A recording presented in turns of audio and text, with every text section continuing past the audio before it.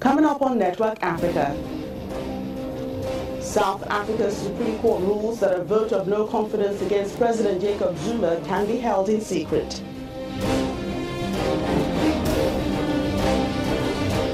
Angola's Vice President Manuel Vicente faces a corruption trial in Portugal.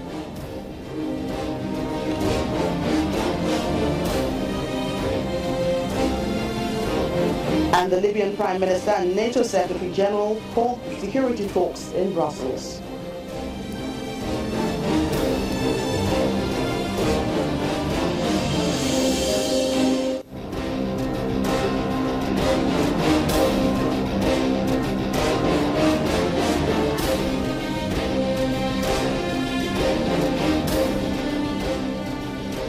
Hello and welcome to the program. I'm Joka Rogers. We begin in South Africa, where the Supreme Court has ruled that the Speaker of the Parliament indeed has the discretionary powers to approve the use of secret ballot in a vote of no confidence against President Jacob Zuma.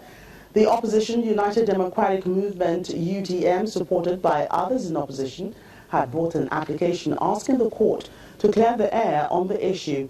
They believe this will pave the way for aggrieved ANC members to vote against party lines without fear of intimidation. Our South Africa Bureau Chief Betty Dibia was at the Constitutional Court in Johannesburg and now reports. The desperation of being in the minority brought these political leaders together against the majority party, the ANC, and to the Constitutional Court. We wish to thank our legal representatives as well as our political colleagues who joined us. The goal is to get a vote of no confidence in President Jacob Zuma's government through a secret ballot in Parliament. They claim that some of the ANC members who would vote against the party or against the government would be intimidated to do otherwise. Reading out the unanimous judgment, the Chief Justice Mogoeng was mindful of the aspect of separation of powers between the legislature and the judiciary.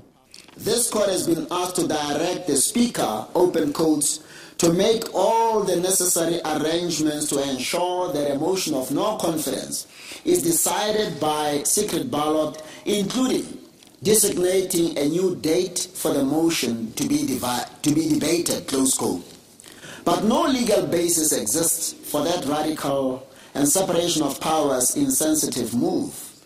The Speaker has made it abundantly clear that she is not averse to a motion of no confidence in the President being decided upon by secret ballot. She only lamented the perceived constitutional and regulatory reality that she lacked the power to authorize voting by secret ballot.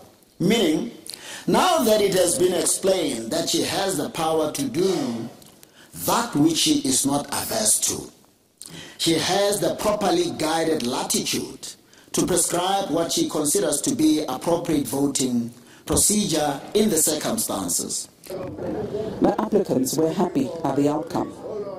We feel vindicated because we wanted the Speaker from day one to use her prerogative. But she also has the powers to say no to secret ballot. Well, look, if she does that, we will take her to court. We will be writing to the Speaker of the National Assembly to ask the Speaker to schedule the motion of no confidence as soon as possible, because what this country needs is it needs Jacob Zuma gone from the presidency. Now that the Constitutional Court has spoken, all eyes now switch to the Parliament in Cape Town, particularly the Speaker, on her next moves towards that crucial vote of no confidence. If President Jacob Zuma survives one more time, it's still uncertain if he would after the ANC's December conference, when two centers of political power will definitely emerge. From the Constitutional Court in Johannesburg, Betty Dibia, Channels Television News. More legal matters. A court in Portugal has ruled that Angola's Vice President Manuel Vicente should face trial over bribery allegations. He is accused of trying to bribe magistrates to shut down the corruption investigation against him, an allegation he denies. The alleged bribes were reportedly made to Portugal's former public prosecutor, Orlando Figueira, who also faces charges as part of Operation Fizz. Mr. Vicente served as head of Angola's state oil company, Sonangol, from 1999 to 2012. Until the corruption scandal emerged last year, He had been strongly tipped as a potential successor to President José Eduardo dos Santos, who has ruled Angola since 1979.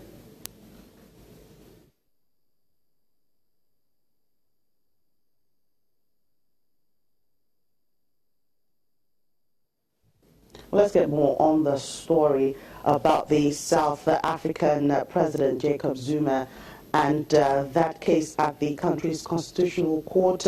We're being joined on the program by the CEO of Afro Visionary Legacy, Lebohang Chaka, who joins us live from Johannesburg. Welcome to the program.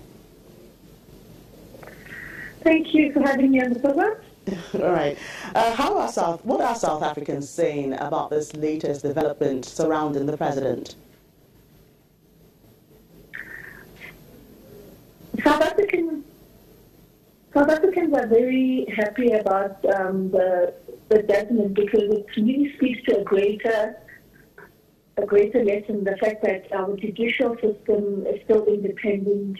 It also speaks to the fact that if you're an opposition party or you're in opposition of the ruling party in this country, there is a place that you can go and you will get justice and you can be heard as South African citizens.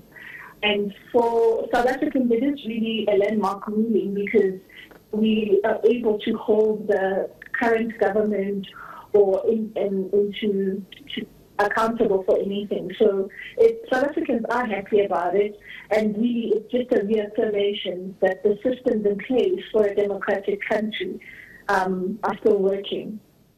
What's the implication of today's ruling? Could it mark the end of the Zuma presidency, perhaps?